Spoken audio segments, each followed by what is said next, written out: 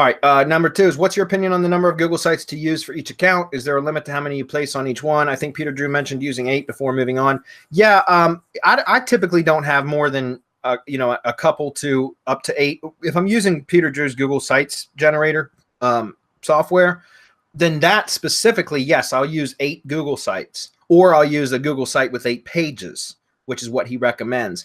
And it's his software. He's tested the shit out of it, and so is all his beta testers and all of his members now. And so if that's what Peter Drew suggests for using that, then I think that's a good suggestion. I trust his judgment, because he does a lot of testing.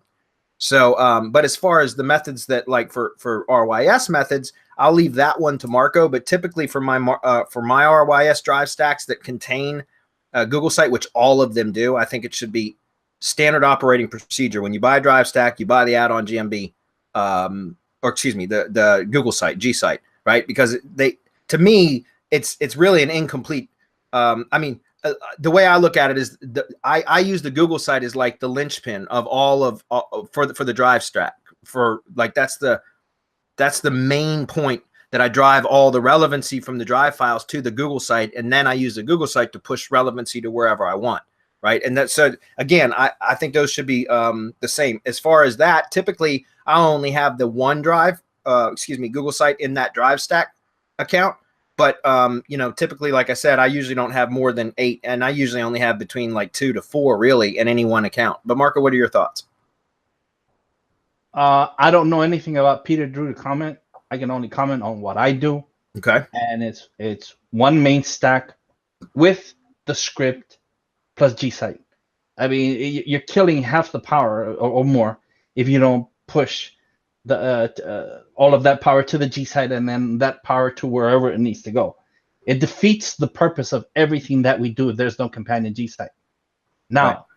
The way that we do it is, if you need additional folders and files, well, those are stacks in and of themselves. That's what a stack really is. It's a folder packed with files, the semantic mastery way, the way that we do it, the way that we interlink everything, right?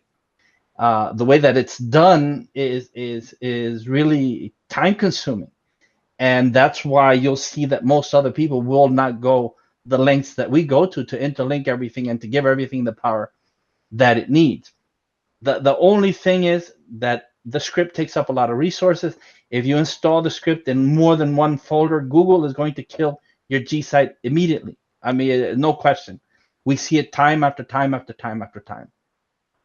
So one G site, but multiple stacks, as long as you're only running one script in one of the stacks, and that should be your main stack. That's my opinion on that. Yep. He says, also for stacks, do you place anything else on those accounts? Seems like it might be a risk. I've used some of my drive stack accounts, the Google accounts, for like creating blogger accounts.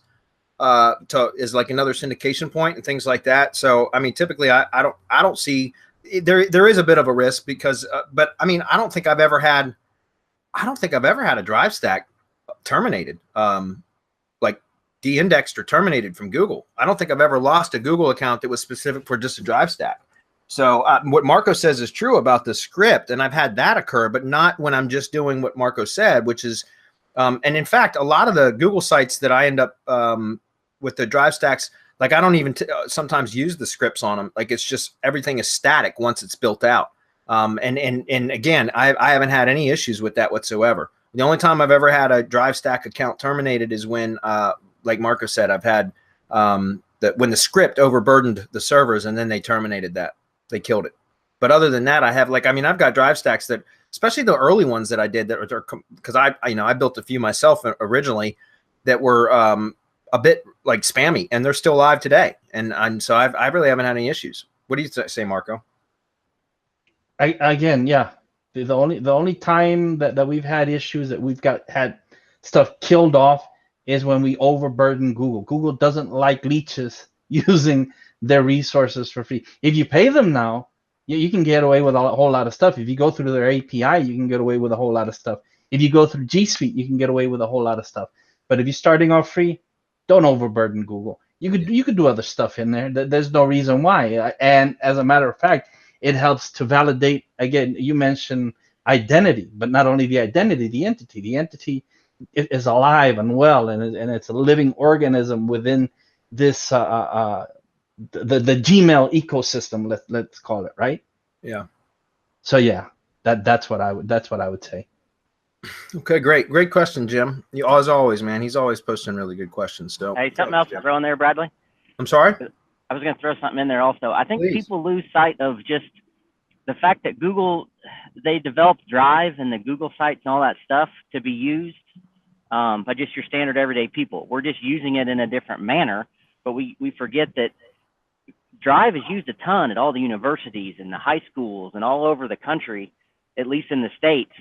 And I mean, just seeing my kids' Google Drive stuff for the classes they do, they look more spammy sometimes than some of my Drive stats. So, I mean, they're sharing and copying documents and moving them all over the place. And you've got entire like high school and college classes running through Google and Google Drive and sharing and replicating documents and copying and pasting and multiple duplicates of the same document. And so just stuff that you're doing. I mean, just think of it like what would a regular college kid do or a high school kid?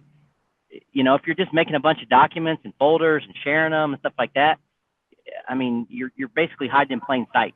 Yep. That's when you start, like we said, burdening their script and you're using their computing power to automate a bunch of building and stuff. That's when they take notice. So Awesome. Thanks, Rob.